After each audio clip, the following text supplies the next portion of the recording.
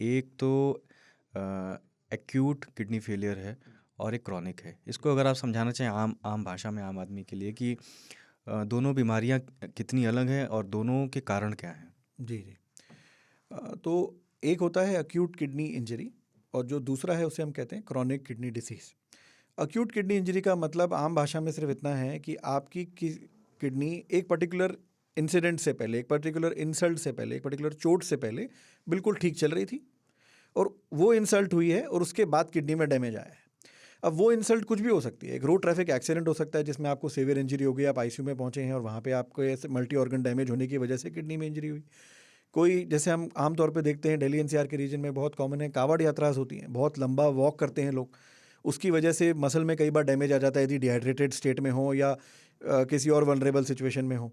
तो ऐसे कई कारण होते हैं जिनसे अक्यूट इंसल्ट होती है और वो फिर रिकवर करती है किसी भी फीवर में, लूज मोशन में, यूरिन इन्फेक्शंस में, स्टोन के ब्लॉक, यदि के पेशाब के रास्ते को स्टोन ब्लॉक कर दे। तो ये सारी जो कंपोनेंट हैं जिसमें कल तक सब कुछ ठीक था किडनी में, आज किसी इंसल्ट की वजह से डैमेज हुआ है, उसे हम अक्यूट किडनी इंजरी कहते हैं। वो उसको रिवर्स भी कर तो लेते हैं। वो कारण यदि हटा पाए हम तो वो किडनी फिर रिकवर कर जाती है। तो यदि मान लीजिए स्टोन का एग्जांपल लेते हैं, एक स्टोन फंस गया आपके यूरिन के पाइप में, जैसे हम यूरेटर कहते हैं, और उसकी वजह से किडनी में डैमेज हुआ है, यदि आप टाइमली उस स्टोन को हटा देंगे तो किडनी पूरी पूरी रिकवर कर जाती है। उसी तरह से कांवड़ यात्रा और बाकी जो मैंने आपको बताया वो सारे में यदि कारण आपने टाइमली हटा लिया, ये बहुत जरूरी इंपॉर्टेंट पॉइंट है।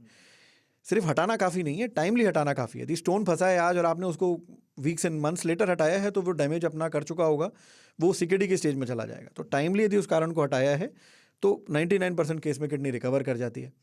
कुछ केस ऐसे होते हैं अक्यूट किडनी इंजरी के जिसमें डैमेज बहुत ज़्यादा हो गया, आपका पेशेंट डायलिसिस तक पहुंच गया और कई बार उसको डायलिसिस के सेशंस भी लग गए, तो रिकवरी आती है, डायलिसिस से ऑफ हो जाता है, बट कुछ पार्ट किडनी का डैमेज रह जाता है और वो फिर लॉन्ग टर्म में यदि मल्टीपल इंसल्ट दोबारा कभी हो जाती हैं तो फिर वो सीकेडी की स्टेज में चला क्या जाता सर है। एक्यूट डिजीज़ में ऐसा माना जाता है कि लोगों में भ्रम है कि एक बार डायलिसिस शुरू हो गई अगर तो वो फिर बंद नहीं होती है? नहीं नहीं, ऐसा बिल्कुल भी नहीं है। अक्यूट किडनी इंजरी में जैसा मैंने अभी आपसे कहा, एक दो डायलिसिस कई बार ज़रूरत पड़ जाती है अक्यूट केसेस में, बट यदि कारण रिवर्सिबल है और उसको हमने ध्यान रख लिया है उसका, तो फिर किडनी काफ़ी हद तक रिकवर हो जाती है। इवन दो डायलिसिस शुरू हो गए तब भी, ऐसा हम काफ़ी आईसीयू में, ये बहुत कॉमन सिनारियो है। और क्रॉनिक में सर, क्रॉनिक में क्या है? क्रॉनिक किडनी डिसीज़ का जो टेक्निकल ड्यूरेशन है वो यदि आपकी बीमारी 90 डेज से ऊपर कंटिन्यू कर गई है तो उसे हमें क्रॉनिक किडनी डिसीज़ बोलना पड़ता है, 3 महीने से ऊपर।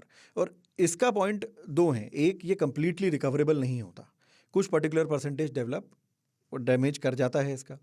दूसरा, ये बीमारी अपने आप में प्रोपोगेट करती है।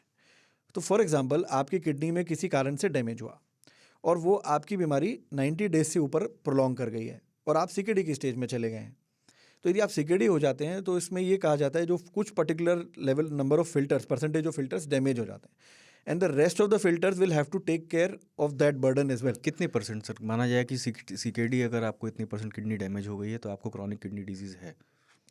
आमतौर पे जो कट ऑफ है वो 60 ml GFR वर्ड यूज़ होता है किडनी के परसेंट को डिफाइन करने के लिए, ग्लोमेरुलर फिल्ट्रेशन रेट। तो यदि 60 के नीचे हम GFR चला गया है तो फिर हमें उसे सीकेडी बोलना पड़ता है।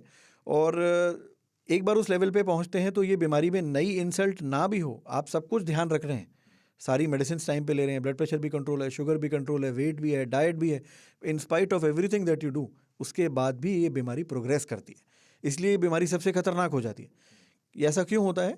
तो कुछ फिल्टर्स जो डैमेज हो चुके हैं अब उनका बर्डन बाकी फिल्टर्स पे आ जाता है और वो फिल्टर्स पे, एक पर्टिकुलर फिल्टर यूनिट की बात करें तो उस फिल्टरिंग यूनिट पे प्रेशर पड़ने लगता है एंड लॉन्ग टर्म में वो एक एक करके वो फिल्टरिंग यूनिट खराब होती चली जाती हैं और ये बीमारी प्रोग्रेस करती चली जाती है रिलेंटलेसली और फिर डायलिसिस या ट्रांसप्लांट की तरफ क्या पहुंच जाती है। कारण है सर इसके खराब होने? किडनी सीकेडी के क्या कारण है क्रॉनिक किडनी डिजीज़? सीकेडी का सबसे बड़ा हमारे देश में और अक्रॉस द ग्लोब डायबिटीज़ सबसे बड़ा कारण है सीकेडी का।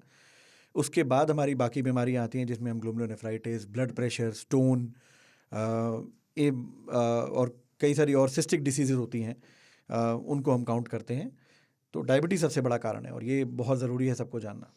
और डायबिटीज़ कितने साल, डायबिटीज़ के पेशेंट भी इसको सुन रहे होंगे हमारे पॉडकास्ट को, वो कई लोग डायबिटीज़ मैनेज करके और जो है उनकी किडनी स्वस्थ रहती है, कई लोगों की बहुत जल्दी डायबिटीज़ होने के बाद बहुत जल्दी किडनी ख़राब हो जाती है। डायबिटीज़ के पेशेंट को क्या करना चाहिए, क्या सलाह देंगे आप? डायबिटीज़ से जो बीमारी किडनी में आती है वो शुरुआत प्रोटीन लीक से आती है। तो वो किडनी के फिल्टरिंग यूनिट को डैमेज करती है डायबिटीज़, और प्रोटीन लीक शुरू करती है। तो आमतौर पे शुरुआती 8-10 साल में ये प्रोसेस नहीं होती है। It takes a long time for diabetes to damage that particular unit of protein कहाँ लीक होती है सर? अगर आप प्रोटीन आम आदमी को फिल्टर बताएं। है, तो ब्लड आता है, ब्लड में होता है कचरा, तो उसी से फिल्टर होता है। नीचे हमारे ग्लूमरल जो मैंने आपको बताया था, वहाँ से ट्यूब्यूल्स होते हैं, पाइप होते हैं जो लेके जाते हैं कचरे को। तो एक मेम्ब्रेन होती है, उस मेम्ब्रेन में डैमेज शुरू होता है और वहाँ से फिर प्रोटीन लीक शुरू होता है। इसके लक्षण पेशाब में दिखते हैं प्रोटीन लीक के? डायबिटीज़ के पेशेंट में यदि प्रोटीन लीक हो रहा है तो मिनिमल मात्रा में यदि होगा तो लक्षण नहीं आते हैं, बट यदि सिग्निफिकेंट मात्रा में होने लगता है तो फिर उसके लक्षण आते हैं। हमें उसे पकड़ना मिनिमल मात्रा में, सिग्निफिकेंट मात्रा में डैमेज होने लगा तो फिर वो कई बार अब बात हाथ से निकल चुकी होती है। इसलिए इसकी इन्फॉर्मेशन बहुत ज़रूरी है कि हर डायबिटीज़ के पेशेंट को मान के चलना चाहिए कि उसे किडनी बीमारी होने के बहुत चांसेस हैं, और अपना यूरिन टेस्ट जो सबसे पहला टेस्ट है जो पकड़ेगा इस बीमारी को, वो कराते चलना चाहिए एटलीस्ट ईयरली।